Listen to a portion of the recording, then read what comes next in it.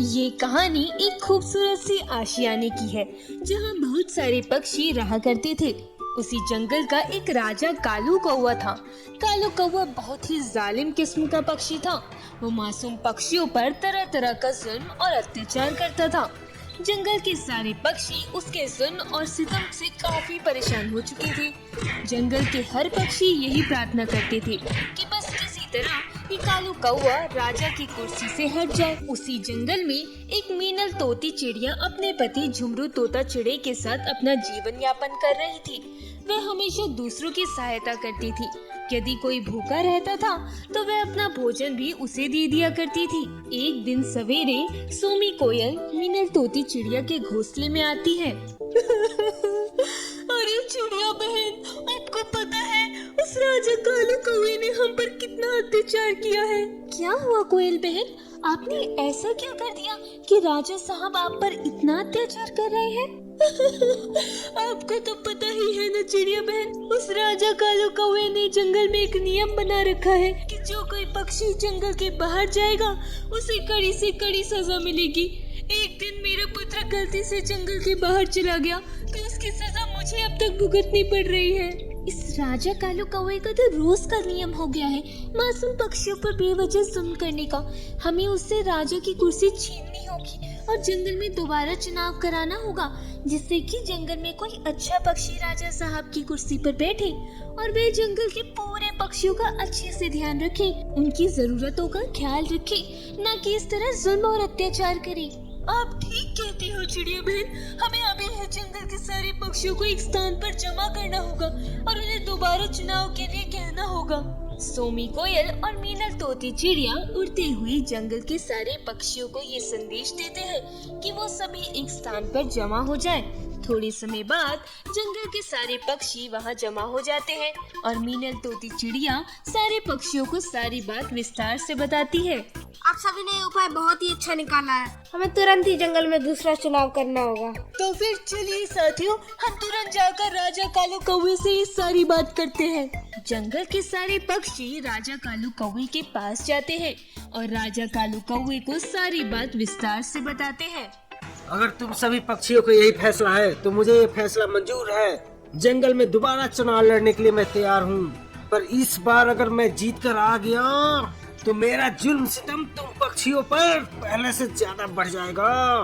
तभी कालू राजा का मंत्री उल्लू जो राजा कालू कौवे को धीरे से कहता है, राजा साहब आप ये क्या करने जा रहे हो? आपको पता तो है ना कि जंगल के सारे पक्षी आपसे बहुत नाराज हैं। आपके सितम और अत्याचार से सभी पक्षी काफी परेशान हो गए हैं। वो आपको दोबारा चुनाव नहीं जीतने देंगे, फिर आप कैसे ही चुनाव लड़ पाएंगे? अब आपको कोई वोट ही नहीं मिलेगा तो तुम चिंता क्यों करते हो?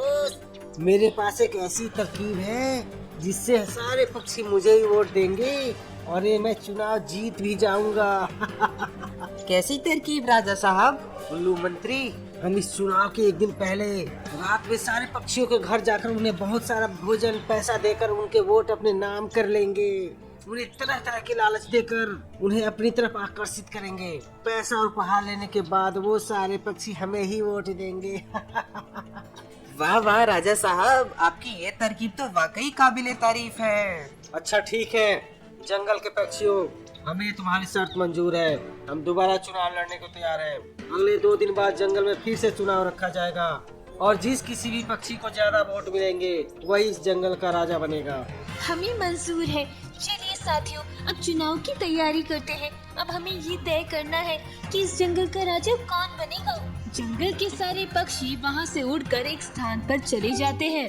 अब हम किसे राजा के चुनाव में लड़ाएंगे? इस जंगल में ऐसा कौन सा पक्षी है जो राजा बनने के काबिल है, जो सारी प्रजा को अच्छे से चला सकता है? इस जंगल में सबसे ज्यादा दयालु और समझदार और सुशील पक्षी केवल मीनल तोती चिड़िया ही है। हमें मीनल तोती चिड़िया को ही चुनाव में खड़ा करना होगा। मीनल तोती चिड़िया को वोट देकर उन्हें हमें इस जंगल की रानी बनाना होगा, क्योंकि इस पूरे जंगल में वही एक पक्षी है जो अन्य पक्षियों का बहुत ध्यान रखती है, उनका ख्याल रखती है। हमें उन्हें ही चुनाव में खड़ा करके इस जंगल की रानी बनाना होगा। सारे पक्षी मोनू कौवे की बात से सहमत हो जाते हैं। और वो मीनल तोती चिड़िया को चुनाव में खड़ी रहने की अनुमति दे देते हैं। जंगल के सारे पक्षियों, हमें इस बात का खास तौर पर ख्याल रखना है कि हमारा वोट सिर्फ मीनल तोती चिड़िया को ही जाएगा।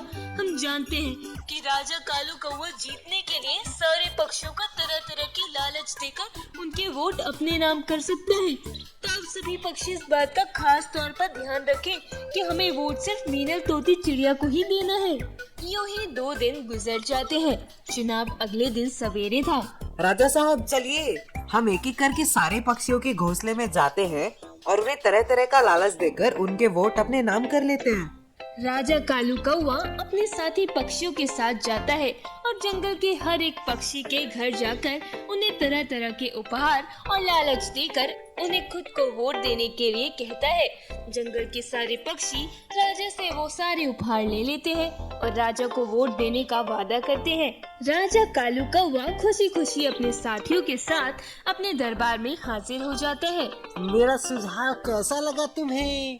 राजा साहब, आपकी ये तरकीब तो बहुत ही अच्छी है। कल सवेरे सारे पक्षी आपको ही वोट देंगे और आप दोबारा इस जंगल के राजा बन जाएंगे।